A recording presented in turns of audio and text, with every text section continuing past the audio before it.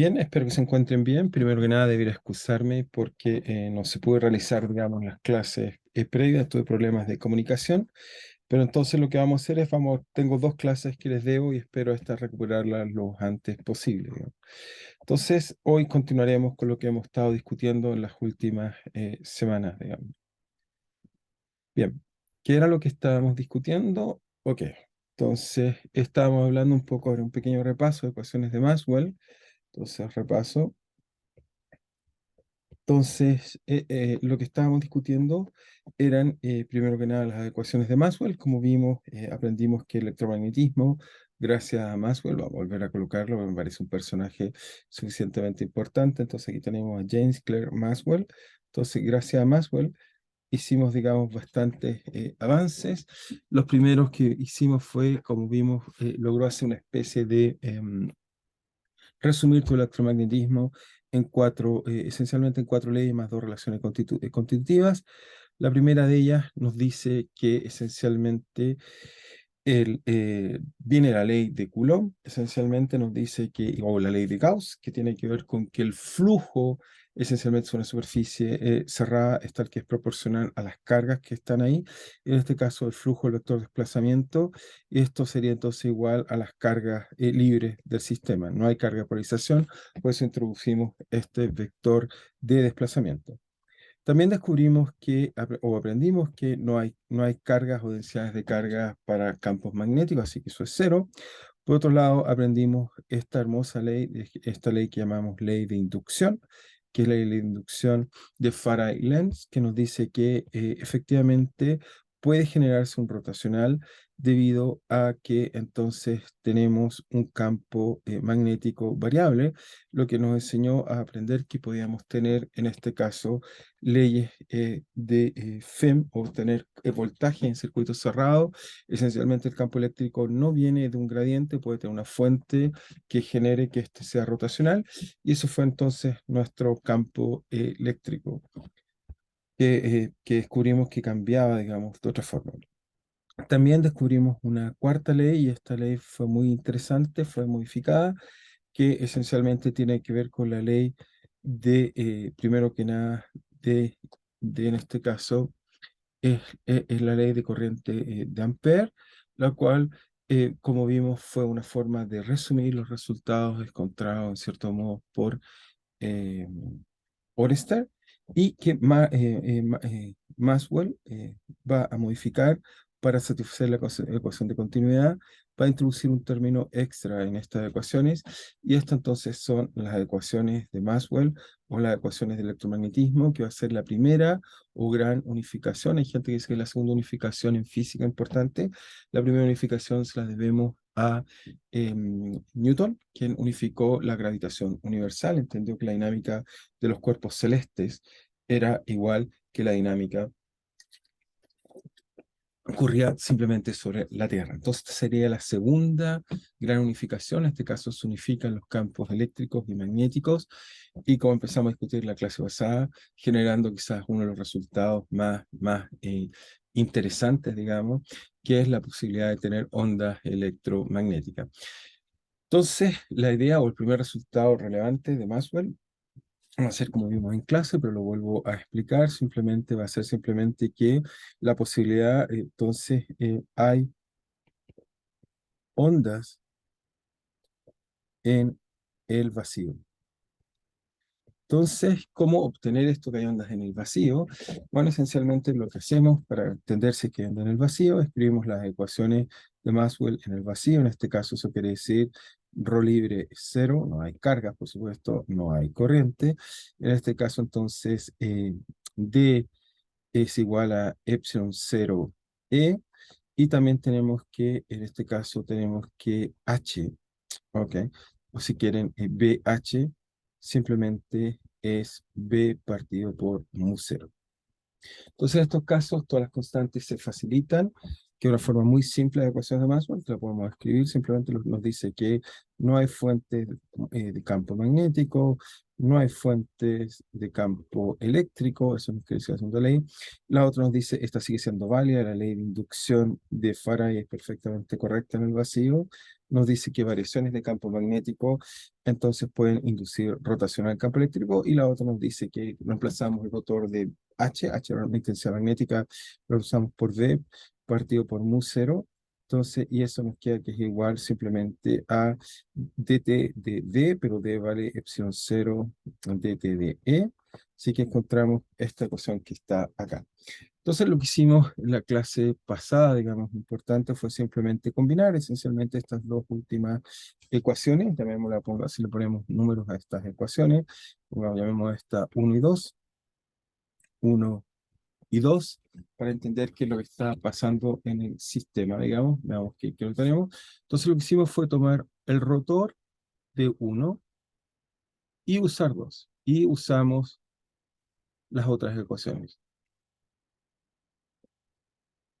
¿Qué ocurrió? Bueno, ocurrió que el rotor, entonces nos queda simplemente el rotor del campo eléctrico, y al otro lado de la ecuación nos queda menos el rotor de dTv. Entonces el rotor del campo eléctrico es muy simple. Esta parte de acá no hay problema. Como entendemos esto, simplemente nos queda que hacer el gradiente de la divergencia del campo eléctrico menos el laplaciano de E. Esto ya lo habíamos comentado, cómo era el rotor usando esta regla, cuando usted el chanchito, se aplica dos veces. Y por el lado izquierdo, o derecho, perdón, nos queda que esto es simplemente el espacio, y las derivas espaciales y temporales se pueden computar sin ninguna dificultad.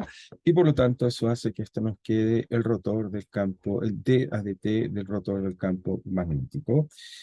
Entonces, bueno, lo primero que usamos es que la divergencia vale cero. Eso lo sacamos de dónde? Sacamos que no hay cargas. Eso fue lo que aprendimos. Y lo segundo es que usamos la última ecuación de Maxwell, y nos queda entonces menos laplaciano del campo eléctrico igual a menos de AdT del rotor de E por el rotor de E. Usando entonces esta ecuación que está acá, nos dice simplemente que eso vale mu cero, epsilon cero, de AdT de E. Y por lo tanto encontramos esta hermosa ecuación que nos dice que esencialmente dT, o segunda derivada en el tiempo del campo eléctrico, si bien eso quiere decir d a dt2 de E, que es una forma de escribirlo, es igual a, en este caso divido, me queda 1 partido por, en este caso, mu cero, epsilon cero, laplaciano del campo eléctrico. Y esta es la ecuación de onda de Maxwell en el vacío. Entonces anotamos por eso que es importante. Entonces esto es ecuación de Maxwell en el vacío. Esto fue, digamos, nuestro primer interesante resultado, digamos, que discutimos, y como vimos también en clase y comentamos en ella, lo primero que les dije fue que la velocidad de la luz, eso es del orden de 300.000 kilómetros por segundo, vale 1 partido por raíz cuadrada de mu cero, epsilon cero, es decir, que si uno reescribe esta ecuación anterior, uno se da cuenta que esto es dTt, campo eléctrico igual a la velocidad de la luz al cuadrado por Laplaciano de E. Por eso pregunta, ¿por qué uno obtiene esta relación? O se puede escribir de esta forma que está ahí. Por supuesto, por razones adimensionales. Esto va como el inverso de una distancia, y esto va como el inverso de un tiempo al cuadrado. Distancia al cuadrado, tiempo al cuadrado. Por lo tanto, la única constante que puede relacionar es una velocidad al cuadrado, porque esto iría como largo al cuadrado partido por tiempo al cuadrado, y por lo tanto, efectivamente, uniría las unidades. Y efectivamente, esto es nuestra velocidad de la luz, que es del orden, por supuesto, hay números más precisos, 2.99, pero vamos a colocar C, es del orden de 300.000 kilómetros por segundo. Entonces, la primera predicción de esta ecuación es que hay una velocidad, y esta es la velocidad de la luz. Entonces, lo primero que vamos a hacer, y eso también empecé a hacer en clase, pero hoy día lo voy a terminar bien, es entender cómo son las ondas que genera esta ecuación en el vacío. O sea, usando las ecuaciones en el vacío, que vuelvo a insistir, son estas ecuaciones que usamos acá. Entonces, nos permite descontar soluciones tipo ondas. Entonces, para hacer eso, vamos a buscar soluciones armónicas. Entonces, primero hacemos soluciones armónicas, después trataremos de estudiar soluciones no armónicas, pero partamos primero con soluciones armónicas, que vamos a ver, son una excelente aproximación, pero cuando tenemos una fuente, al principio las soluciones son armónicas, pero asintóticamente se vuelven armónicas. Esa es la razón por la cual es muy interesante. Entonces, solo por recordarles cuál es el tipo de solución armónica que me estoy refiriendo, si por ejemplo recordamos acá, simplemente mirar acá, ok, vamos a cambiar un segundo, bien, acá. Entonces acá tengo un ejemplo de una onda electromagnética. En este caso, como veremos, tiene que ver con el experimento de Hertz. Lo que hacemos acá, tenemos algún tipo de carga moviéndose, y cuando se mueve la carga, genera este tipo de ondas electromagnéticas que vemos acá. Acá puedo cambiar la frecuencia, digamos, la longitud de onda, y vemos un poco la onda electromagnética, que es lo que queremos explicar un poco en el curso, cómo son estas soluciones. Entonces lo que voy a tratar de hacer es exactamente eso. Aquí se fijan, colocan B en el eje vertical, E y Z. Yo seguramente las voy a colocar en rotación, pero, o sea, en otra convención, pero exactamente el mismo resultado. No hay nada profundo detrás de eso. Entonces, tratemos de hacer eso. Entonces, ¿cómo van a ser las soluciones armónicas que vamos a tratar de hacer? Lo primero es que, ok, voy a hacer un ANSAT para el campo eléctrico. Tenemos esta ecuación que está acá, entonces voy a decir ANSAT o adivinanza, ANSAT. Entonces hacemos una adivinanza astuta en el campo eléctrico. Debido a que tengo DTTT, voy a usar soluciones tipo armónicas y también voy a suponer que hay soluciones tipo D'Alembert, es decir, tengo las que se propagan a la izquierda y a la derecha en forma armónica. Es decir, que voy a asumir que tengo una solución armónica.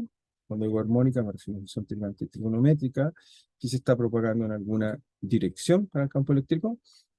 Entonces, un sistema de coordenadas, si quieren por simplicidad, voy a escoger que Z sea la dirección en la cual se propaga. Vamos a colocar, usando notación, digamos, X e Y, esa notación típica, lo pongamos así. Y voy a suponer que el campo eléctrico está en alguna dirección, como en la ecuación es lineal, puedo escoger la dirección arbitraria. Voy a llamar a esa por ahora X, ok, por simplicidad. Entonces vamos, el answer que voy a usar es el siguiente, va a decir que el campo eléctrico que satisface esa ecuación se escribe como un E0, por supuesto, que es un campo de referencia que tiene que ver con la energía. Vamos a ver cómo es eso.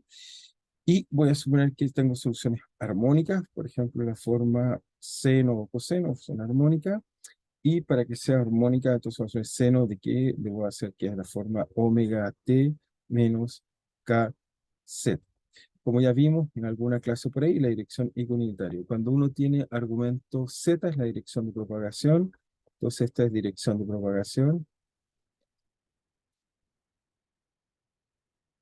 Y como alguna vez les comenté, cuando teníamos una función cualquiera de argumento, si quieren verlo así, de argumento z, da lo mismo el argumento en realidad que sea z de b menos t, en general, eso, lo que les expliqué en algún momento, si uno graficaba esta función, por ejemplo, si grafico cualquier función, esta solución de D'Alembert, entonces si graficamos esta solución y aquí coloco, por ejemplo, z, y grafico esta función, acá me doy otro eje, por ejemplo, el tiempo, lo vamos a graficar en rojo. Si lo hago en t igual 0, simplemente aquí debería graficar f de z, porque t es 0, entonces me quedaría, supongamos que es un pulso o algo así. Pero si después grafico la misma solución donde lo único que cambia es su argumento, o sea, lo que estoy cambiando es correrle el argumento, cambiar la solución en un argumento nuevo, llamamos el argumento si quieren cita, que sería z menos dt, cambio el argumento, y grafico la misma solución, simplemente en este caso es trasladar, por ejemplo, donde está el máximo, porque en vez de estar en una posición que era acá inicialmente, ahora se mueve con bt. ¿Ok?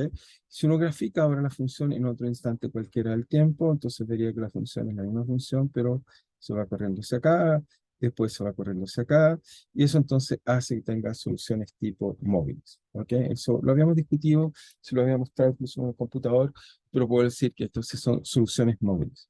Entonces, eso es importante, solución móvil. Y con velocidad b. Entonces uno se pregunta, bueno, en este caso mi argumento no es z menos bz, pero si se fijan, en mi caso la función que estoy tomando es de la forma seno de omega t menos kz.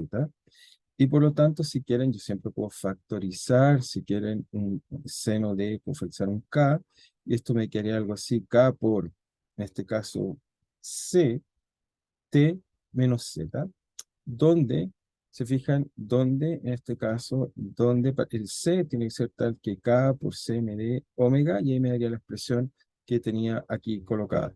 Y eso entonces me dice que en este caso K y W están relacionados tal que obviamente se relacionan por esta relación. Otra forma de decirlo muy simple, me dice que si yo tomo, si quieren, la velocidad de propagación de las ondas que estoy tratando de buscar, que todavía no sé cuáles son, es simplemente el cociente entre W y K. Vamos a ver que después W y K tienen nombre, W lo vamos a llamar número, W lo vamos a llamar frecuencia de la onda y K lo vamos a llamar número onda, y el cociente entre los dos nos da, por supuesto, la velocidad de propagación, en este caso, de la onda en cuestión.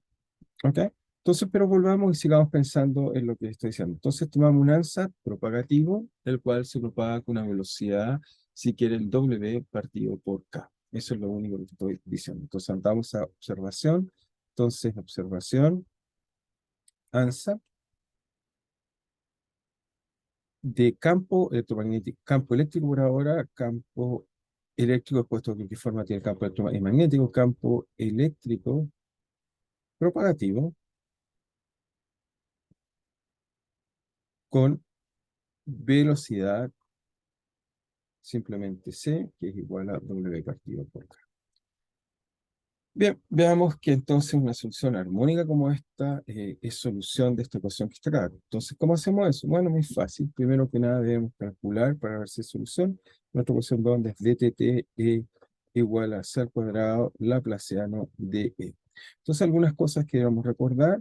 En este caso, bueno, fácil. dTT es derivar dos veces, en este caso, esta expresión que está acá, pero es muy simple derivar esto que está acá, porque cero es una constante. Su única dependencia en el tiempo está en este caso, su única dependencia en el tiempo está aquí, en el argumento del seno, y por lo tanto te voy a derivar la derivada del seno. La derivada del seno es coseno, obviamente con el omega afuera, y la segunda y la siguiente derivada del coseno es seno, y vuelvo a sacar un omega con un signo menos, y por lo tanto la segunda derivada de esto que está acá es simplemente menos es cero. El omega, por supuesto, sale hacia afuera dos veces, omega seno de omega t, ok, menos caseta, por supuesto, menos caseta es la dirección equinoccial, donde equinoccial, no olvidar, es el eje vertical, z, la dirección de propagación, e y, la dirección complementaria. Entonces nos queda eso. Eso valdría, por un lado, la derivada que necesitamos calcular. Por otro lado tenemos el laplaciano. ¿Qué hacemos con este laplaciano? Entonces, el laplaciano, por supuesto, es simplemente un operador que en coordenadas cartesianas era tomar la segunda derivada, la segunda derivada de cada componente y sumarlas. Eso fue lo que hemos descubierto. En nuestro caso, explícitamente que estamos estudiando, es solo función de qué, de z y de t. No depende de otras variables. Se fijan, el ANSAT que usamos para resolver el problema es solo función de z y de t. Por lo tanto, no va a depender de X e Y, por eso vamos a hablar que es una onda plana. Por lo tanto, en nuestro caso, el laplaciano, cuando tengamos que calcular, este laplaciano de E es simplemente hacer la segunda derivada de Z aplicado al campo eléctrico. Eso va a ser lo que entonces vamos a tener. La segunda derivada aplicado entonces al campo eléctrico. ¿Y eso qué nos da? Bueno, la segunda derivada, de nuevo, va a ser derivar esta función, la misma función que está acá, pero ahora tenemos que derivar con respecto a acá. Entonces, cuando derive el seno, va a sacar un menos k hacia afuera, y después cuando vuelva a derivar, el seno se transforma en coseno, lo vuelve a una segunda derivada, se va a formar coseno, pero el coseno me va a dar un menos, así que ese menos va a jugar con ese menos que está ahí, sale dos veces la derivada, así que me va a quedar esencialmente la misma cosa. O sea, derivo dos veces el seno, pero esta vez con respecto a este argumento que está acá. Y lo que me va a dar eso entonces, que es el laplaciano, finalmente el laplaciano de E, lo que corresponde simplemente a 2z de E, va a ser simplemente, va a ser menos, en este caso me deja el cero, pero esta vez sale k hacia afuera al cuadrado, por seno de omega t menos kz en la dirección equinoccial. Vuelvo a insistir, si alguien no lo ve, es simplemente derivar dos veces el seno. La derivada del seno es coseno, se vuelve a derivar el seno, y cada vez que derive saca un k hacia afuera. Ok, y por ahí también está un signo menos asociado, que la derivada del coseno menos seno. Así que obtenemos eso que está ahí, y ahora eso lo puedo juntar en la ecuación de onda de Maxwell, que nos dice que, perdón, nos dice que es dt, que tenemos como ecuación de onda, tenemos simplemente, estamos diciendo que es dTTE igual a c cuadrado por Laplaciano de E. Entonces esto nos lleva a la conclusión de que el dtt, ya lo calculé, vale menos E0 omega cuadrado seno de omega t menos kz, en la dirección equiunitario. Y al otro lado de la ecuación tenemos que es la parte que viene de acá. Entonces tenemos que es c cuadrado por menos e cuadrado k cuadrado, eso lo saco de dónde, sé que alguien no lo ve, lo estoy escribiendo acá, simplemente reescribir la derivada. Y eso me da entonces seno de omega t menos kz en la dirección equiunitaria. Y por lo tanto, aquí hay muchas cosas que puedo simplificar. Puedo simplificar primero que nada, digamos, puedo simplificar en este caso el vector. Puedo sacar los vectores, puedo sacar el E0 que está acá, lo puedo eliminar, no sé por qué lo puse al cuadrado, sin cuadrado es 0.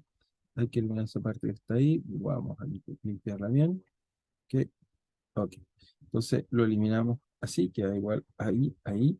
Entonces después eliminamos los senos, este seno que está acá, el mismo que está acá, y por lo tanto nos permite encontrar la siguiente relación, que es lo que llamamos relación de dispersión, que es una relación que da una relación entre la frecuencia y el número de ondas de la onda en cuestión. Encontramos esto que está acá. Entonces me dice que existe una relación entre K y efectivamente W, como habíamos dicho, bueno, había colocado C acá sin quererlo, pero en realidad esto no es una relación, no olvidar que en este caso acá C no es cualquier cosa, C es 1 partido por raíz cuadrada de permeabilidad del vacío eléctrica y la permeabilidad magnética. Entonces esto nos dice que efectivamente esta ecuación que está acá, la ecuación de ondas que tiene acá, soporta soluciones armónicas como las que vemos acá, pero no es para cualquier W y K que yo quiera. Son aquellos W y K que satisfacen esta relación. Esencialmente, bueno, podemos aplicar una raíz cuadrada, pero me dice que satisface la relación que omega es proporcional a K, donde la constante de proporcionalidad es la velocidad de la luz. Eso me va a restringir un poco el tipo de soluciones que podemos estar estudiando, digamos, en los distintos problemas que vamos a estar interesados. Así que ya voy a discutir un poco más el significado físico de esta relación. Esto lo llamamos relación de dispersión en general. Veremos después que hay medios que no es lineal y eso hace que se dispersen las ondas, pero se llama relación de dispersión. Entonces es una relación entre estos dos parámetros que coloqué como ANSAT que me permite entonces entender el problema. Entonces, por ahora lo que hemos logrado obtener es que efectivamente E es igual a E0, la constante arbitraria, como son líneas, tengo constantes que encontrar, es proporcional a seno de omega t menos kz en la dirección equinoccio, pero W y K están relacionados a través de esta relación esta relación que tenemos ahí, que es la relación de dispersión, que me dice cómo se relacionan las ondas. Pero no olviden que en las ecuaciones de Maxwell tenemos también campo magnético, simplemente que cuando apliqué rotores fui capaz de sacarme encima esta relación del campo magnético, pero la podemos volver a colocar y tratar de entender un poco mejor cuál es el rol de esta relación del campo magnético en cuestión que estamos discutiendo o analizando. Entonces, para eso, ¿qué puedo hacer? Uso la ecuación de Maxwell. En particular, uno puede usar distintas ecuaciones de Maxwell, pero usemos, por ejemplo, la de inducción. Esta me decía que dTV es igual al rotor de E. Ujú. Entonces, ¿esto qué me dice? Me dice, bueno, me dice que si coloco X, de A de X, componente X, que en este caso vale E0, seno de omega t menos KZ. Ujú. Después tenemos I unitario, tenemos derivada de I, 0, y tenemos Z unitario, derivada de Z y 0. Entonces, queremos calcular este determinante. Eso nos daría que, por un lado, nos daría entonces que el menos de T a de B es igual a ¿qué? Como ven aquí, entonces tenemos que aplicar, digamos, el determinante. Entonces, cuando tomemos la dirección X, nos da 0, porque me queda derivada de eso, por eso es 0. Después me queda la derivada de I. La derivada de I me queda entonces la derivada entonces me queda la derivada de Z. De esto que está acá, así que efectivamente eso nos da una componente, la calculamos al tiro. Me queda entonces en Y, tenemos 0. La derivada del seno es coseno de omega t menos kz, derivada del argumento nos tira un k para afuera, menos k para afuera. Y eso es todo lo que nos queda entonces de esa expresión que está ahí. Por otro lado, tenemos la componente z, pero la componente z nos dice que es derivada de a de x, que es 0, eso no es 0, y la derivada de a de y de esto, pero esto no depende de y, así que es 0, así que solo nos queda esto que está acá. Entonces tenemos un menos, hacemos un más, para que nos quede bien más, y ahora lo que hacemos es simplemente integramos esta ecuación, digamos, tratamos de ver cómo nos queda esta ecuación.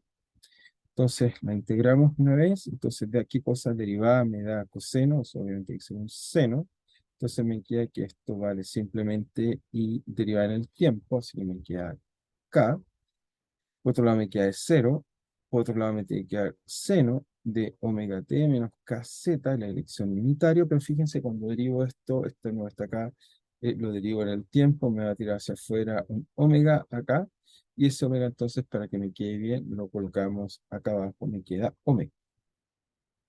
Y entonces encontramos que B vale esto. Y por lo tanto, bueno, K partido por omega, sabemos lo que es, tenemos una relación que nos dice que K partido por omega es 1 partido por 6, por lo tanto encontramos que efectivamente el V, el vector campo magnético, entonces, de la ecuación de Maxwell, que también es consistente con la solución, es simplemente tiene la misma intensidad que 0, está dividido por la velocidad de la luz, eso quiere decir que es mucho más chiquitito, la velocidad de la luz es gigantesca, así que es una componente pequeña, pero necesaria, que está así. Y por lo tanto, esto me dice cómo es el campo magnético. Entonces, si juntamos estas dos expresiones, ahora podemos graficar y tratar de entender lo que les estaba mostrando antes. Entonces, ¿qué hacemos? Campo eléctrico lo tenemos acá, lo voy a copiar simplemente y lo traslado. Acá está. Hacemos una copia, lo pegamos aquí. Muy bien, está la solución de campo eléctrico. Y ahora tenemos nuestra solución de campo magnético. Y también las pegamos. Ya está. Y esto nos da nuestra solución, digamos, tipo onda en el problema que estamos estudiando. Entonces, si quieren, voy a sacar esto hasta aquí, ahí sí. Esto nos da entonces nuestra gran solución, digamos, de ondas. Tenemos el campo magnético y la forma que tiene el campo eléctrico. Entonces, si las graficamos, entonces graficar, ¿cómo sería la solución en gráfico? Entonces, lo que estamos diciendo es que si colocamos un sistema de coordenadas, o un sistema de coordenadas, para simplemente fijar las cosas, dijimos que Z era la dirección de propagación, eso es Z. Dijimos X hacia arriba e Y hacia acá. Entonces esto nos está diciendo que la dirección X tenemos el campo eléctrico con una función armónica que simplemente oscila, la vamos a hacer bien, con cuidado, oscila y es así. Es decir, que el campo eléctrico lo que está haciendo es que a medida que pasa el tiempo, bueno, esta es una imagen instantánea, va propagando esta imagen que estoy haciendo así. ¿Ok? Es decir, que el campo eléctrico, estoy colocando en rojo el campo eléctrico, ¿eh? Está haciendo eso. Es decir, que a medida que se propaga esta solución, si quieren verlo así, lo voy a ver para acá, esta solución a medida que se propaga, se mueve así, el campo eléctrico simplemente se mueve y toma esa forma que estoy poniendo ahí. Y en cambio, el campo magnético, lo vamos a ver en azul, es igual, tan fácil, o sea, cuando es cero, también es cero, porque son seno, está dividido por epsilon, pero simplemente lo que hace es que es una función que está en el otro plano, ortogonal, y está entonces oscilando ortogonalmente así, y es esta señal que aquí entonces sería así, acá es así, aquí así, acá es así, acá es así, y voilà, y tenemos esto que se propaga con velocidad c, entonces que tenemos, digamos, una onda electromagnética. Esto es lo que va a caracterizar las ondas electromagnéticas. Son objetos que están propagando, entonces, de tal forma que en una dirección está el campo eléctrico y en la dirección ortogonal está el campo magnético, como les había mostrado, digamos, un poquito antes. Entonces, para ilustrar eso, vuelvo a colocar la solución que les coloqué al principio, pero ahora sí yo creo que es más claro, espero yo. Entonces, como vemos ahí, vemos una onda electromagnética. Vemos, en este caso nos graficaron y nos pusieron al revés los campos. Está el campo horizontal del campo eléctrico, el campo magnético vertical y está la propagación de onda. Entonces, siempre tenemos la imagen que vamos a tener un campo en una dirección, el otro en la otra dirección, siempre van a ser ortogonales y se propagan en la dirección tercera.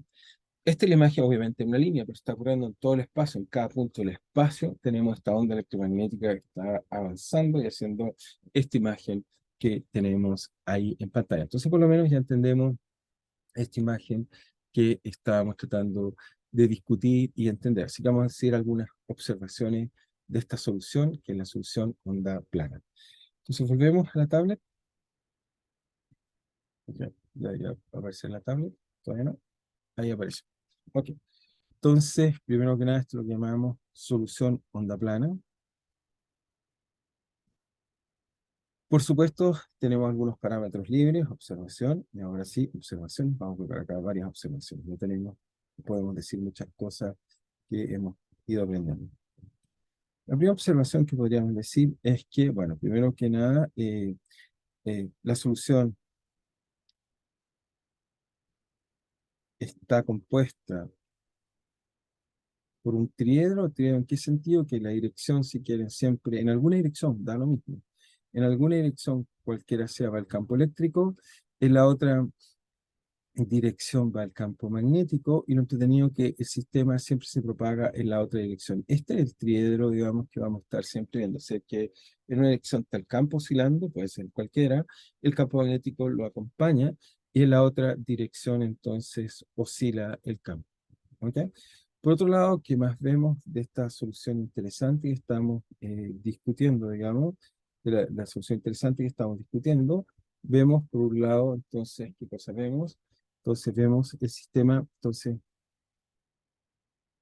o la solución está completamente parametrizada, es decir, caracterizada por un parámetro arbitrario. La solución, la solución está parametrizada, en este caso, está parametrizada por S. Entonces, obviamente es una ecuación lineal la que resolvimos, o sea, la ecuación que estamos estudiando es nuestra ecuación de ondas que está acá. Entonces, esta ecuación de ondas es lineal, por supuesto, tiene que tener condiciones que van a estar determinadas por las condiciones iniciales.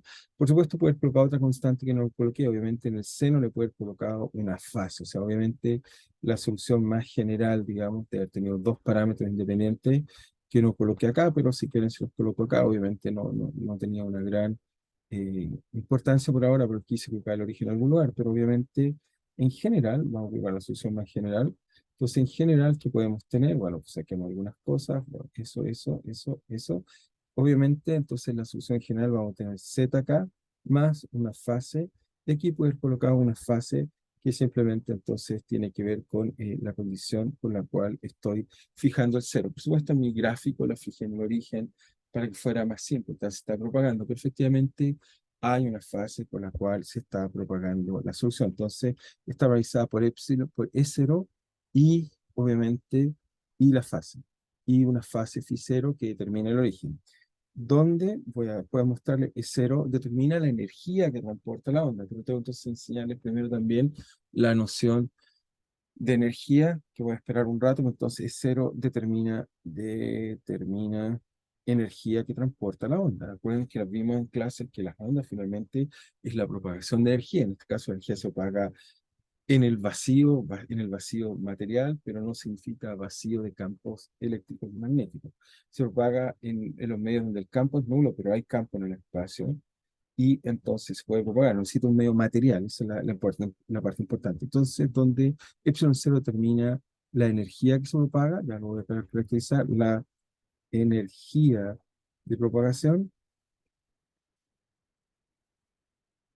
y phi cero, la fase relativa a donde está el primer nodo. Phi cero, una fase de primer nodo. O si quieren verlo, el primer nodo, donde uno elige un cero, donde ambos campos son cero. Muy bien, pero también tiene otras cosas interesantes la solución que quisiéramos comentar. Tiene, bueno, primero que nada, tiene un parámetro omega y un parámetro k. Entonces, con respecto, partamos con el k. Este parámetro k que puse ahí se llama, tiene un nombre, le llamamos número de onda, así lo llamamos. Este K es un parámetro muy importante que está asociado a la invariancia de traslación espacial. Cuando la solución es armónica, entonces obviamente si yo parto de aquí y llego acá, después si traslado mi solución de aquí a acá, tengo la misma solución. Si traslado de aquí a acá, tengo la misma solución. O sea, en realidad en este caso de aquí a acá, tengo exactamente la solución. De aquí a la próxima acá, tengo la misma solución. Es decir, que si yo tomo, si se fijaron, tengo que pasar exactamente de aquí a acá. Entonces saltar ese mínimo hasta acá, de aquí a acá, y ahí tengo la misma solución, tanto campo eléctrico como el campo magnético. Entonces, ¿qué es lo que estoy haciendo? En realidad, si yo tomo Z, ¿ok? Y hago que tomar Z más 2pi partido por k, la solución es invariante.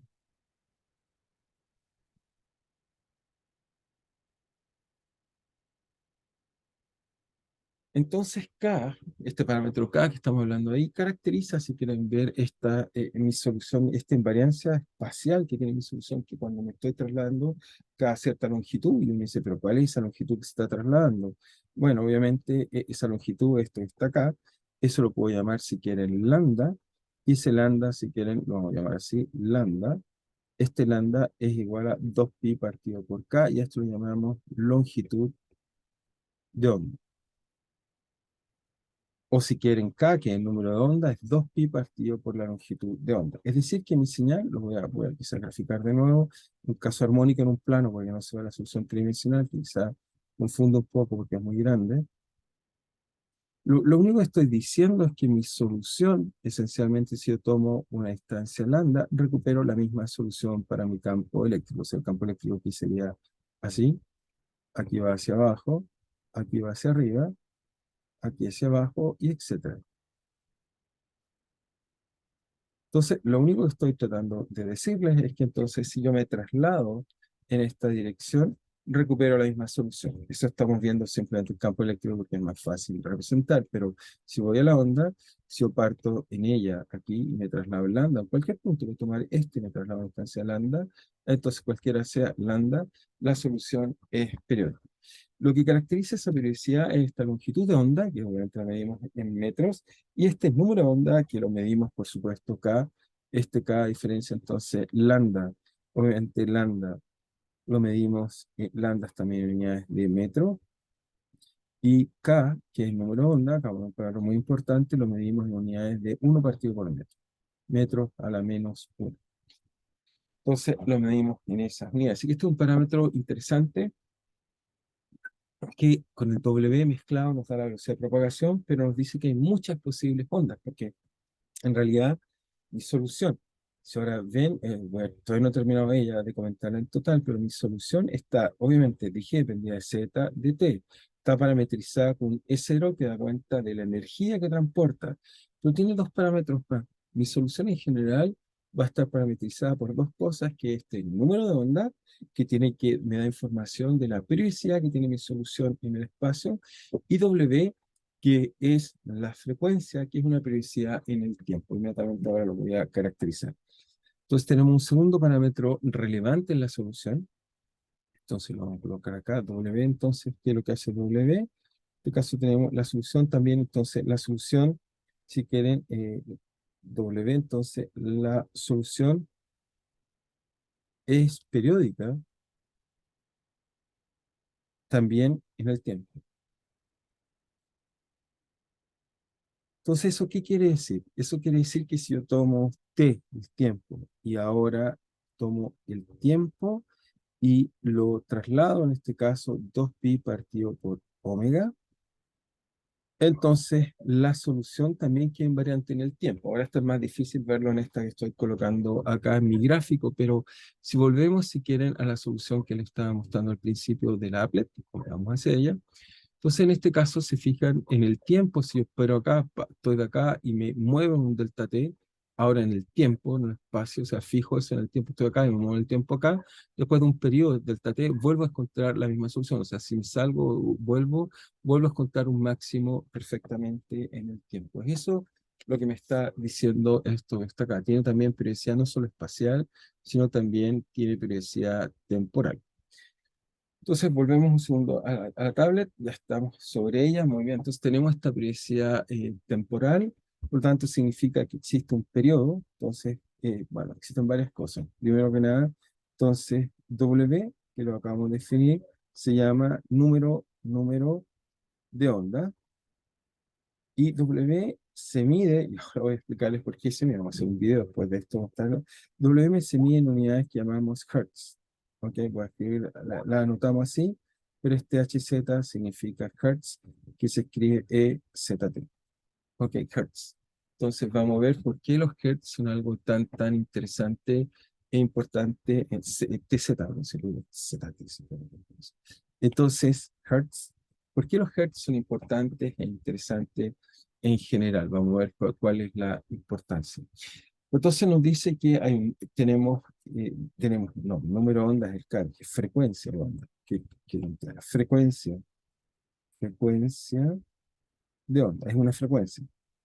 Y esta frecuencia se mide en hertz y seguramente desde que han estado estudiando evento periódico, circular, etcétera, hablaban de 1 partido por segundo hertz y uno se pregunta, ¿pero qué es esto hertz? Entonces, antes de hablarle del señor, digamos, Heinrich Hertz, que es un gran personaje en toda esta discusión, entonces primero quisiera introducirla entonces a algo importante. Entonces lo que dije fue que entonces si traslado mi sistema en un periodo, es decir, que si yo tomo t, la solución tiene un cierto periodo t, y este periodo t, si quieren, vale 2pi partido por omega, o si quieren verlo así, la frecuencia vale 2pi partido por el periodo. En este caso que estoy considerando, donde t, por supuesto, eso sí se mide en unidades de segundos. Ok, esos son segundos. Entonces uno dice, bueno, ok, está bien. Tenemos soluciones propagativas, hay muchas cosas interesantes en este problema. Por otro lado, antes de hablar de estas cosas interesantes, quisiera, digamos, hablarle un poco de la observación experimental de estas ondas y cómo son dos cosas que quiero hablar. Primero, entonces, vamos a hablar de la observación experimental de ondas electromagnéticas.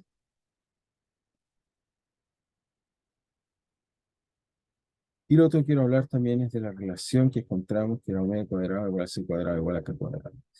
Ahora, insisto que cuando hacemos observaciones, digamos, experimentales, cuando descubrimos un nuevo fenómeno, o sea, todas estas ecuaciones que hemos estado haciendo, discutiendo, su primera predicción es que hay onda electromagnética en el vacío. Por supuesto, no pudimos hacer el vacío al principio, así que después voy a tratar de explicarle cómo fue realmente lo que hizo Hertz para entender la propagación de onda. Lo hizo en el aire, no en el vacío, pero vamos a ver que las ecuaciones del aire de un medio dieléctrico lineal isótropo y homogéneo son muy parecidos, solo que la velocidad de la luz cambia un poquitito, pero todas las otras cosas esencialmente son iguales. Entonces, para ver eso, primero vamos a hablar un poco del trabajo de Hertz.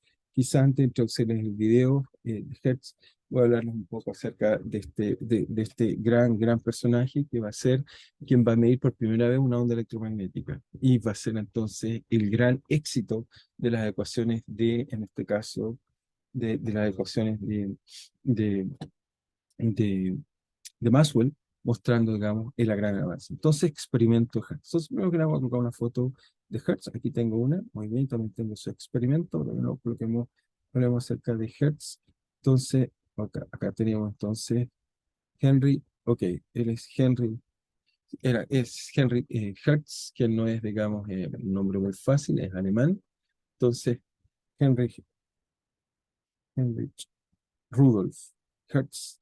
Entonces, va a ser, digamos, el experimento, va a ser un experimento genial que va a permitir entonces entender muchas cosas, digamos, cómo son las ondas electromagnéticas. Bueno, Heinrich Hertz nació en 1857 y lamentablemente murió relativamente joven, en 1894, si no recuerdo, en 54. Entonces, si uno mira, relativamente bastante joven, digamos, murió con menos de 40 años, este gran personaje que va, bueno, todos ustedes ya lo conocen porque las unidades que han usado hasta ahora de la frecuencia se basan, digamos, en su trabajo, digamos. Entonces, primera, primera observación de ondas electromagnéticas.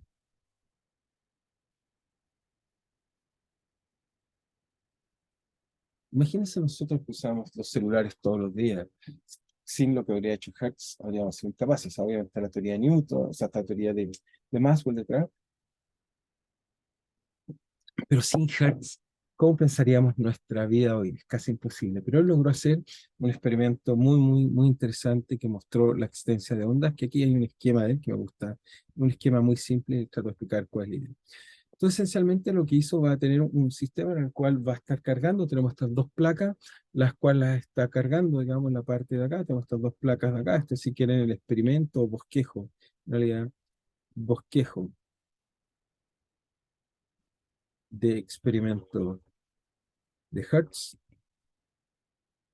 Entonces, la idea es que, como dije, usamos acá simplemente tenemos un sistema en el cual excitamos, generamos, estamos todo el tiempo haciendo perfrotación, cargamos estas dos esferitas que están acá, como las que siempre hacemos, y lo que esperamos es que en algún momento, al estar cargando sistemáticamente estas dos esferitas apropiadamente, uno entonces esperaría que en algún momento ocurra una chispa, aparezca una chispa digamos, de carga que cruza una a la otra. Es como la chispa cuando uno cargaba, si se recuerdan el aparato que llevaba a clase, uno simplemente dice por la referencia potencial, hay una carga y aparece una chispa. Espero que apareciera una chispa en el sistema y en realidad esa chispa aparece de aquí a acá, ya la vamos en el experimento. Y lo que hace eso es que, bueno, obviamente hace que aparezca una onda electromagnética que se propaga.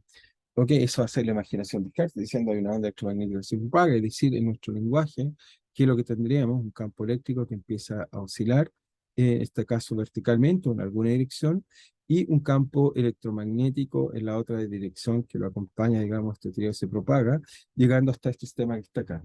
Al llegar acá esta onda, ¿qué es lo que hace sobre este sistema que está acá? Que es simplemente pegar un anillo con dos esferas. Obviamente los campos electromagnéticos empiezan a mover las cargas de este sistema, las mueven para allá y para acá, y entonces a cierto momento también vamos a observar la emergencia de una chispa, es decir, que uno prende una chispa acá y experimentalmente lo que uno ve es que coloca una chispa acá y un tiempo después aparece acá, y el tiempo que se demora esto de acá es la velocidad de la luz o de la onda electromagnética. En este caso, como vemos, tenemos muchas ondas electromagnéticas. ¿Por qué? Porque las soluciones están parametrizadas por muchos parámetros. Esta frecuencia W, típicamente la luz son ondas electromagnéticas en el rango visible, como también lo vamos a discutir, pero en general tenemos este tipo de ondas usando todo el espacio, en este caso que está ahí.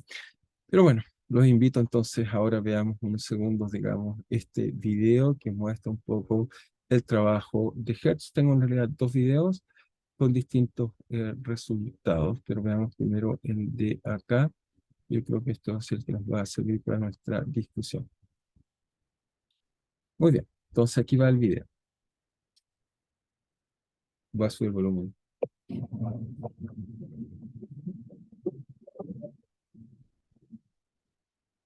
En 1886, Hertz investigó un nuevo fenómeno. Durante la descarga de una bobina de inducción, saltaban pequeñas chispas en la bobina situada al lado, lo que parecía señalar la existencia de ondas electromagnéticas.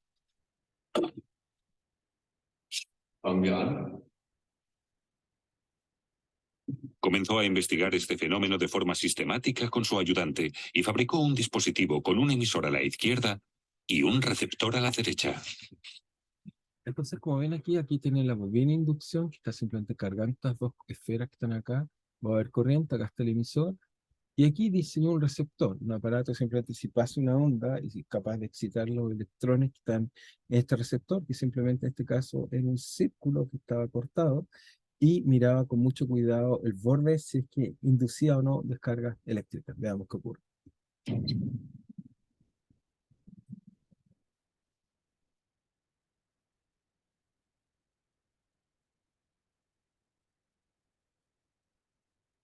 Hertz se acercaba al emisor.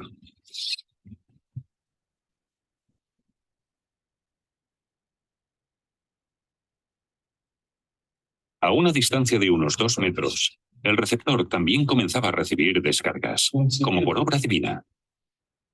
Hertz estaba seguro de que las responsables eran ondas electromagnéticas invisibles.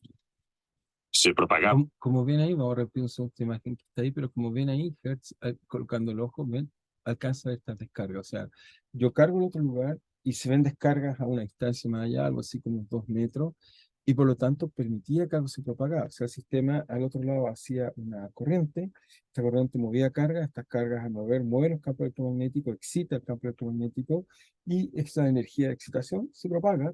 Y con este otro aparato que está acá, que simplemente es un anillo, que obviamente es un conductor, tiene carga, las cargas se mueven, y al moverse suficiente hace que la diferencia potencial pueda cruzar por ese espacio donde está el aire y podamos ver esa chispa de nuevo. Veamos entonces qué está ocurriendo. Estaba seguro de que las responsables eran ondas electromagnéticas invisibles. Se propagaban en forma de ondas en el espacio y trasladaban la corriente que activaba las chispas en el emisor.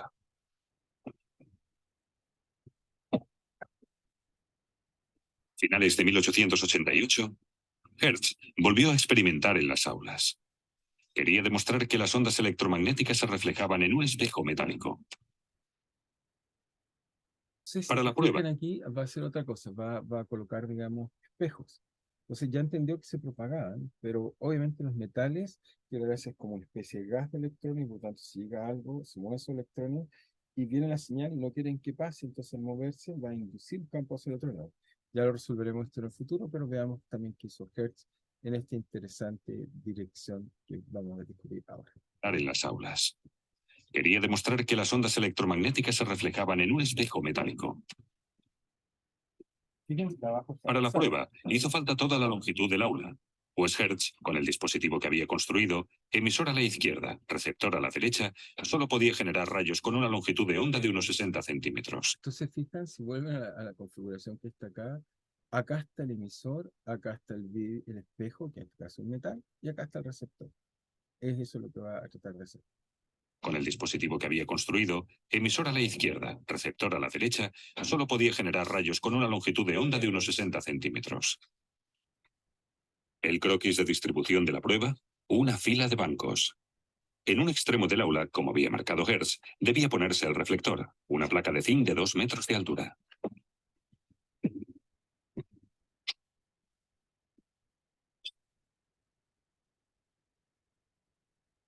El espacio utilizado debía estar oscuro para que el receptor pudiera percibir todos los débiles rayos de luz. En ocasiones pasaban horas hasta que Hertz y su ayudante acostumbraban los ojos a la oscuridad.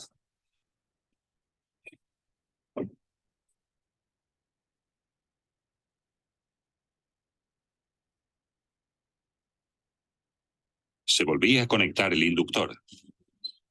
La radiación electromagnética se extendía. Las ondas se encontraban con la placa de zinc. Se reflejaban. El ángulo de incidencia era igual al ángulo de salida y chocaban contra el receptor.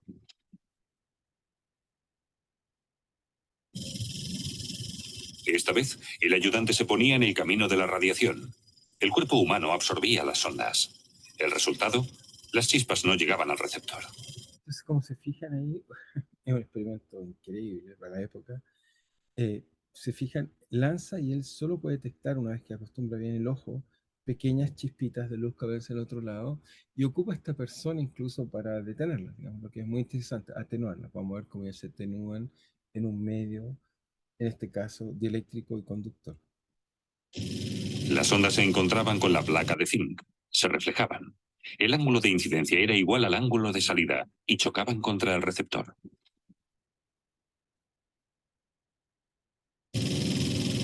Esta vez, el ayudante se ponía en el camino de la radiación. El cuerpo humano absorbía las ondas. El resultado, las chispas no llegaban al receptor. Con este experimento y los siguientes, Hertz pudo establecer el carácter de las ondas electromagnéticas. Muy bien, como vemos, es un gran resultado de Hertz. Y en honor a él, usamos esta unidad para la frecuencia. O sea, va a ser la primera vez que logramos ver onda electromagnética y con eso desarrollamos todas nuestras comunicaciones, entendemos cómo funciona la luz, cómo viaja. Pero fue este experimento tan simple que nos logró efectivamente comprobar que la teoría de Maxwell era correcta. Okay. Entonces les traje otro experimento más moderno que se puede hacer o sea, no más moderno, un experimento simple que se puede hacer en casa que replica un poco lo que hace Hertz, que muchas personas lo hacen en laboratorio. Quizá algunos de ustedes tuvieron suerte en su colegio de poder haber hecho este experimento, un experimento muy simple que también recomiendo hacer, digamos. Entonces se los voy a colocar al tiro para que lo podamos ver. Ok, ahí va el experimento. Bien, veamos entonces este video también. James Clerk Maxwell fue una de las mentes más brillantes de su tiempo. En la década de 1880 desarrolló la teoría matemática del electromagnetismo.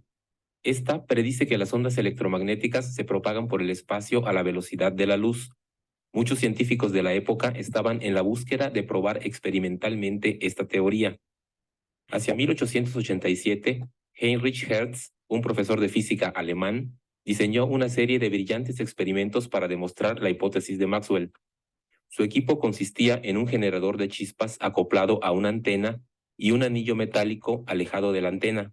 Hertz razonó que las ondas electromagnéticas generadas por la chispa viajarían por el espacio y, De ser correcta la teoría de Maxwell, inducirían una corriente en el arco metálico, produciendo otra chispa entre las terminales del mismo. En este video hacemos una réplica simplificada de este famoso experimento. Este proyecto necesita un pulso de alto voltaje y lo vamos a generar con un encendedor de cocina de este tipo. Se fijan, esto que está acá, estos encendedores de cocina, no sé si los conocen o lo han desarmado o lo llevamos a desarmarlo. A veces lo más antiguo eran simplemente dos piedritas que hacían fricción, pero estos son piezoeléctricos que al deformarse generan gran diferencia de voltaje suficiente para romper el vacío, romper el aire en realidad. Rompen, es una corriente que se propaga en el aire. Encendedores tienen un elemento piezoeléctrico en el interior, el cual genera un pulso de varios miles de volts. Aquí tenemos uno ya listo para nuestros propósitos y vamos a abrirlo. En el interior está el encendedor y este aquí es el elemento piezoeléctrico del cual salen dos cables. Nosotros hemos conectado unos caimanes a los cables de salida, de modo que aquí tendremos el pulso de alto voltaje de salida. Cuando se refiere a caimanes, obviamente se refiere a estos cables que son pinzas. Aquí podemos ver cómo al accionarlo se produce la chispa. Que es la que muchos seguramente usan en cocinas, California, etcétera, para generar llamas. Aquí tenemos el arreglo que hemos hecho para replicar el experimento de Hertz. Tenemos estas dos varillas metálicas, las cuales están conectadas a nuestro generador de chispa. Y estas placas de aluminio puestas de modo que cuando se produzca la chispa entre las dos terminales, las ondas electromagnéticas deben viajar por el espacio y llegar hasta esta antena. En el experimento original de Hertz se tenía un anillo abierto en donde se generaba otra chispa después de producirse la primera. Aquí no tenemos la potencia suficiente para poder generar una chispa en la antena receptora, pero en su lugar hemos puesto este foco de neón, el cual enciende a unos 60 o 70 voltios y vamos a ver que al producirse la chispa en este punto, viajar las ondas electromagnéticas y ser recogidas por esta antena, el foco va a encender. Entonces, como ven, desde aquí, desde el centro va a salir la chispa, digamos. Esto genera una onda electromagnética que llega al sistema, excita a los electrones de esta, que es lo que él llama una antena, estos metales que están acá, y ese movimiento va a generar una diferencia potencial, que si fuera suficientemente grande, veríamos una chispa que pasa de un lado acá, que fue lo que vio Hertz. Una chispa en este caso es simplemente una corriente eléctrica en el aire. Ahora, en vez de hacer esa corriente eléctrica en el aire, haremos que esa corriente eléctrica fluya a través de estos cables que están acá, y aquí en este caso que está acá, entonces hay una lámpara que es sensible a un cierto voltaje de LED, y esta entonces se debiera prender para ciertos voltajes. Por supuesto, si yo alejo más el receptor, las ondas electromagnéticas, igual como en el agua, cuando yo dejo caer el objeto, se propaga en forma radial, en este caso esférica. Ya voy a mostrarles que existe esta solución esférica en las ecuaciones de Maxwell también, pero ahora estamos estudiando las ondas planas, es decir, muy, muy lejos, como sería este perfil de esta onda esférica. Y en ese caso, lo que veríamos entonces es que si está muy lejos, es muy débil, no alcanza a mover las cargas. Si está suficientemente cerca, tiene suficiente energía para activar el sistema. Veamos, vamos a accionar el generador de chispa y veamos. Vemos cómo se produce la chispa y el foco de neón enciende. Parecía ser un reflejo, pero se está prendiendo el foco neón, ya lo van a ver mejor. Se fijan, es un color distinto, no es el reflejo, la chispa. Lo vemos a una distancia mayor.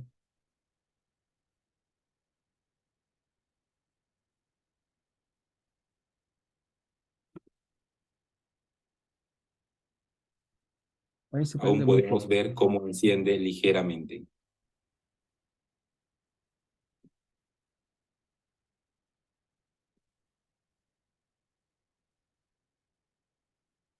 Ven perfectamente con la perspectiva como ocurre el fenómeno. Vamos ahora a usar un arreglo diferente para aumentar la potencia de nuestro emisor. Vamos a utilizar una fuente de alto voltaje que genera varios miles de volts. Esta fuente la pueden construir siguiendo el video que aparece ahora en la pantalla. Okay, Y tenemos la fuente la salida de alto voltaje conectada a este capacitor, el cual a su vez se conecta a nuestra antena emisora. El efecto del capacitor Entonces, en este caso, como ven, van a simplemente generar más corriente para que el fenómeno sea mucho más visible. Veamos. es almacenar la energía y soltarla de golpe en cada chispa del emisor.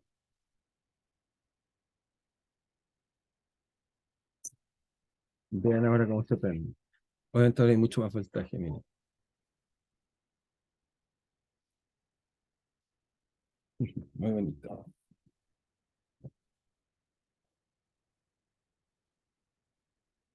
Y ahora la puedes lograr mucho más lejos. Obviamente la energía se propaga, se dispara en todo el espacio, pero hay suficiente energía para alumbrar.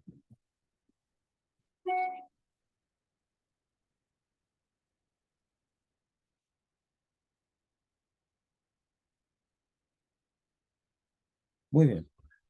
Como vieron, un muy interesante video acerca de este tipo de cosas. Entonces ahora quisiera volver sobre esta relación del espectro. Vamos a discutir un poco más este punto también. Veamos entonces. Volvemos un segundo a la tablet. Muy bien. Y sobre todo, bueno, el experimento Hertz sigue insistiendo, me parece a mí algo muy importante en toda nuestra discusión. Solo un segundo, al parecer. Ok. Voy a volverlo a colocar. Ahora sí. Entonces, como vimos, el experimento Hertz es realmente algo, fue fundamental para entender, digamos, la aparición de onda la verificación de la onda electromagnética. Pero el problema era que los experimentos que hacía, digamos, Henry Hertz, no veíamos, eran ondas electromagnéticas invisibles. Entonces uno se pregunta, ¿y dónde están las ondas electromagnéticas? Entonces, vuelvo a insistir en el punto que les dije antes, les dije que las soluciones tanto E y B que estamos estudiando están parametrizadas por la energía. Están parametrizadas, por supuesto, por algunos parámetros que describen el sistema, como la fase, esta fase simplemente, y tenemos parámetros que son el número de onda y la frecuencia. Entonces, van a ser estos parámetros, los cuales entonces ahora quiero jugar un poco para que aprendan cuál es el rol de estos parámetros y en qué hace interesante la solución y por qué, por ejemplo, las ondas de Hertz no las veíamos, son ondas electromagnéticas, y solo vemos algunas de ellas. Entonces, para eso tengo un pequeño también video para comentar. Está acá. Ok. Debería poderse ver ahora entonces en pantalla. Entonces, como vemos, las ondas electromagnéticas pueden ser percibidas por los humanos, primera cosa, o sea, ahí vemos la pequeña propagación de un haz de luz. Obviamente nuestro ojo es capaz de percibir alguna. ¿Por qué? Porque obviamente estamos hechos de elementos que son sensibles, son conductores, dieléctricos. Tenemos moléculas fotosensibles, las cuales detectan ciertas frecuencias, y nuestro cerebro que es capaz de interpretar el tipo de ondas que vemos. Pero eso entonces lo traducimos a nuestro lenguaje. Lo que mostramos en clase fue que entonces tenemos ondas, las cuales la velocidad de propagación está sellada, tenemos el campo eléctrico, entonces tenemos dos parámetros importantes: la longitud de onda y el periodo que caracteriza nuestras ondas. La velocidad de la luz aquí está escrita con un poco más de precisión de las que yo les estuve hablando antes. En este caso tenemos que la velocidad de la luz son 299.792 kilómetros por segundo. Acá está una de las cosas que quiero hablarles ahora, que el espectro nuestro. Entonces uno puede decir, puedo tener ondas con distintas frecuencias o con distintas longitudes, por supuesto. En esta imagen que está acá tenemos un gran rango del espectro electromagnético, como lo llamamos, donde el visible, la luz, lo que la gente llama la luz, es decir, lo que vemos con nuestros ojos, es solo un rango pequeñito que en escalas, por ejemplo, si nos medimos en longitudes de onda, va del orden de los 400 nanómetros, un poquito menos, hasta los 750 nanómetros. O sea, para nosotros, por ejemplo, típicamente la luz verde son como 550 y tanto, el azul 430, el rojo 700, el amarillo 600 nanómetros. A frecuencias perdón, longitudes de onda mayores, nuestro ojo es incapaz de verlo. Por ejemplo, la radiación infrarroja, que típicamente la asociamos al calor, al movimiento de las partículas en forma aleatoria. En ese rango, por ejemplo, tenemos infrarrojo, que aquí, como ven, aquí está representado en la imagen un poco más inferior, va del orden de los micrones hasta los metros. En esa zona tenemos el infrarrojo, Y hacia abajo tenemos lo que llamamos radiación ultravioleta, donde, vuelvo a insistir, nuestros ojos solo son perceptibles, perdón, en la longitud que está acá, en un pequeño rango, pero tenemos ondas electromagnéticas para hacer muchas cosas divertidas. Digamos. Tenemos radiación ultravioleta que no la vemos, que usamos para distintas cosas, en particular para excitar reacciones químicas, para volver, por ejemplo, algunos tipos de elementos más limpios, etcétera. También los rayos X, que van, por ejemplo, se miran, eso está en la escala de longitud de onda de 1 nanómetro a 1 ángstrom, es decir, que su longitud de onda es muy pequeña, casi de la escala de los átomos. Pero incluso tenemos rayos que sus escalas pueden ser aún más pequeñas, como acá tenemos picómetros, son 10⁻⁻12 metros. Esos son los rayos gamma y también los rayos cósmicos, es decir, que son femtómetros. Tenemos escalas que son muy pequeñas, mucho más pequeñas que nuestro átomo, es decir, que estas oscilaciones ocurren en escalas muy pequeñas, digamos. En particular, seguramente el fenómeno que deben conocer más son los rayos X, que lo usamos para observar objetos, porque simplemente como son tan pequeños podemos penetrar sobre ciertos objetos, en particular sobre nuestros tejidos, y podemos distinguir tejidos que son más densos de tejidos menos densos, porque cambia el índice de refracción, concepto que prontamente explicaré. Entonces tenemos muchas aplicaciones en nuestra vida cotidiana. Y hacia arriba, por ejemplo, si uno ve longitudes de onda cada vez más grandes, tenemos la escala del radar, el microondas, esos son centímetros, milímetros. Acá, por ejemplo, tenemos la radiación VHF, UF, y solamente la ocupan para comunicarse. Tenemos también frecuencias muy bajas, digamos, lo usamos para distintas cosas. Pero aquí tengo un pequeño resumen que va a hablar acerca de esto. De un espectro mucho mayor, lo que se llama el espectro electromagnético. Pero la luz visible es la única parte de él a la que son sensibles nuestros ojos. El espectro electromagnético incluye muchas formas de radiación que conocemos, los rayos cósmicos, que vienen de alguna fuente desconocida del espacio, los rayos gamma, emitidos por sustancias radiactivas, ¿Se fijan? los rayos X, Solo que comentamos son solo rayos gamma, digamos, porque obviamente la luz la ve, o sea, la radiación cósmica, por supuesto, en escalas muy grandes ocurre en nuestro universo. De hecho, tenemos muchos observatorios, en particular en el norte de Chile, que miramos con radiotelescopía, eso, por ejemplo, el Centro ALMA, u otros que nos permiten ver cosas muy interesantes. Pero tenemos escalas distintas. los rayos gamma, emitidos por sustancias radiactivas, Ok, las sustancias reactivas, bueno, no sé cuánto conocen de esto, pero tienen que ver que sabemos que estable la materia, que son inestables debido a su dinámica interna nuclear, y eso se debe a las fuerzas que están al interior del núcleo que hace que sea inestable, y de ahí simplemente la interacción e intercambio de partículas aparecen este tipo de reacción muy intensa de longitudes de onda muy pequeñas, pero sí son más pequeñas o son subatómicas, las cuales, bueno, tienen consecuencias a veces muy positivas y a veces muy negativas en el caso de nosotros, digamos, la vida me refiero. Entonces, voy a volver a ese video que de luego un terminamos. espectro mucho mayor, lo que se llama el espectro electromagnético. Pero la luz visible es la única parte de él a la que son sensibles nuestros ojos. El espectro electromagnético incluye muchas formas de radiación que conocemos, los rayos cósmicos, que vienen de alguna fuente desconocida del espacio, los rayos gamma, emitidos por sustancias radiactivas, los rayos X, Fíjense los rayos ultravioleta, los rayos X son esos que nos permiten ver, digamos, nuestros tejidos. Es una cosa muy interesante. Como insistir, se debe simplemente a que estamos hechos de tejidos orgánicos con propiedades distintas. Las propiedades distintas me refiero a constantes dieléctricas distintas. Esa propiedad nos permite entonces mirar objetos como el que está acá y ver, digamos, sus propiedades, X, ver por dentro. los rayos ultravioleta, invisibles, la luz visible y las invisibles ondas de radio infrarrojas que se emplean en el radar y en los hornos de microondas, y en los repetidores de microondas, y en las emisoras de radio y televisión.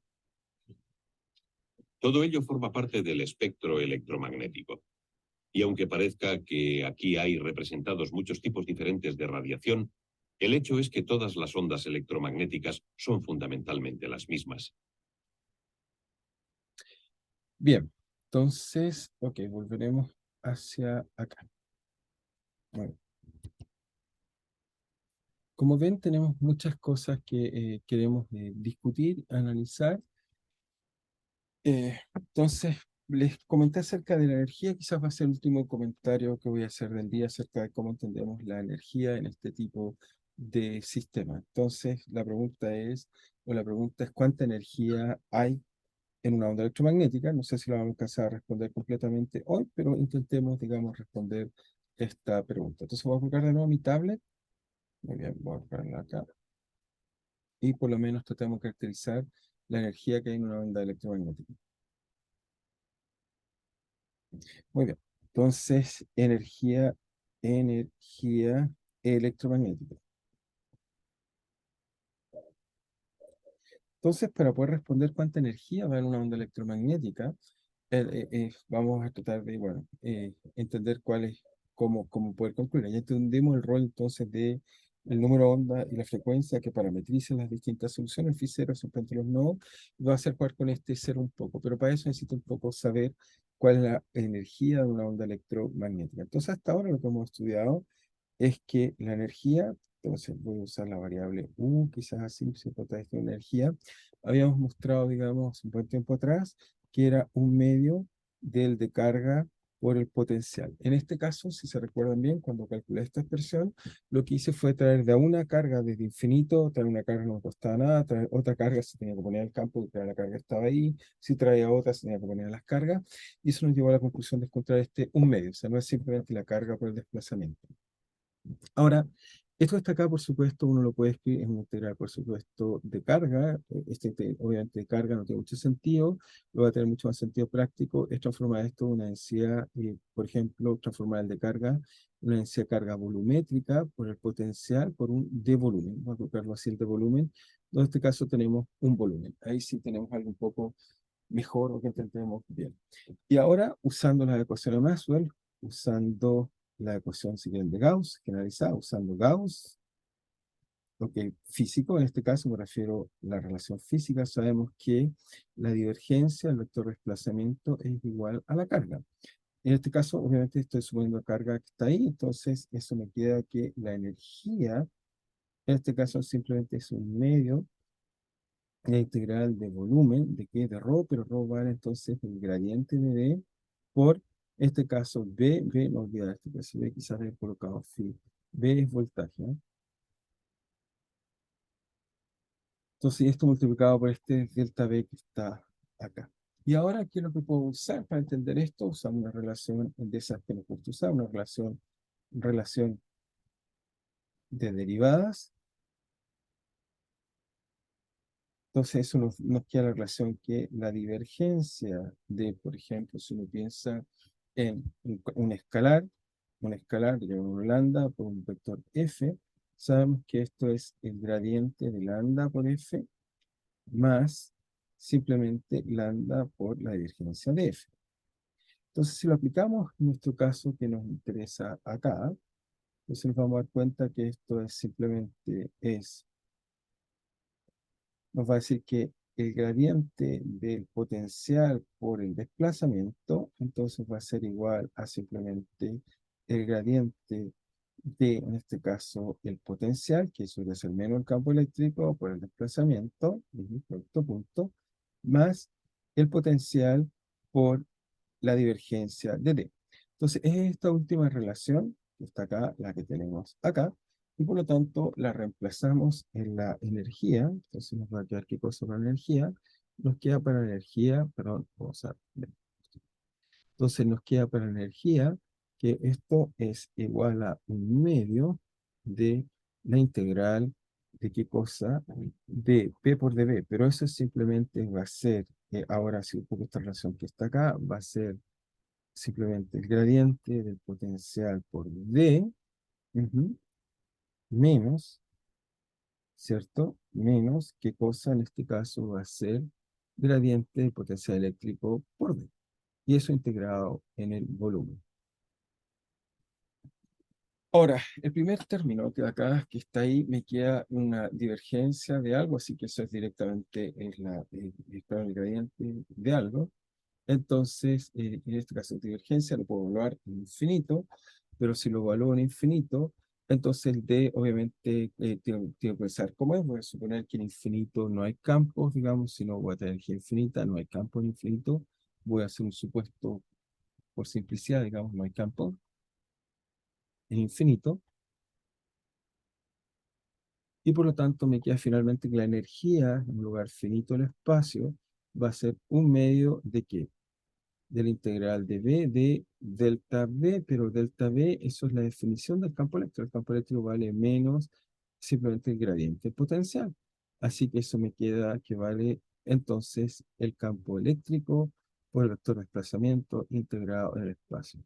Y esta va a ser la energía la energía electromagnética en la parte eléctrica. Ahora, por simetría, ya sé que es un raro lo que voy a decir, pero por simetría es difícil mostrarlo a más lo mismo porque no les mostré que existe algo así como un potencial en el caso magnético, pero uno puede mostrar que en el caso de momentos magnéticos lo hay en especie de potencial, o cuando existen todas esas analogías que les encontré que el campo que genera un momento magnético era igual al del campo de un dipolo, uno entonces puede crear una especie de potencial y usando ese potencial uno puede mostrar que la energía en general, simplemente me voy a saltar eso porque me demoraría algo así como una clase entera de nuevo o más en perder en calcular eso y creo que no vale la pena, pero en general la energía por simetría, usando esta simetría de polarización que les dije, por lo menos créanme en eso, uno puede mostrar que va a ser simplemente E por D más, en este caso va a ser D por H, D por la intensidad. Y esta en realidad la energía de una onda electromagnética. La primera parte la demostramos rigurosamente, la otra simplemente por inducción, si quieren, y vamos a tratar de entenderla, donde muchas veces a la gente le gusta decir que esta energía total, pero la energía total de una onda, por ejemplo, se ocupa todo el espacio infinita. En realidad lo que tiene sentido es hablar de la densidad de energía por unidad de volumen, y esa es en realidad la cantidad física que nos va a interesar, digamos, que este epsilon que está acá, y que esencialmente vale en este caso un medio, si quieren, E por D más B por H. Ok, vale un medio esto está acá. Entonces, creo yo que, bueno, quizás estas clases online son un poco más cansadoras para todos, digamos, y voy a tratar de que sean un poquito más cortas, en vez de 1 hora y media, creo que vamos a tratar de hacer de 1 hora y cuarto, algo así, para estar también nuestro recreo. Entonces, lo que vamos a hacer en clase es tratar de calcular ahora, dado que conocemos nuestra expresión, usarla ahí y calcular la energía. También voy a tratar de resolver los otros problemas, por ejemplo, el problema que igual debiera poder resolver prontamente es hablarles, digamos, de las ondas electromagnéticas digamos, en un medio dieléctrico, en un conductor, y empezar a descontar las leyes que rigen esas ondas, pero eso lo haremos entonces en nuestra clase presencial. Y lo más probable el próximo viernes les subiré la última clase, digamos, online. Muy bien, entonces nos estamos viendo, cuídense y cualquier duda nos vemos de todas maneras el martes. Nos vemos. Cuídense.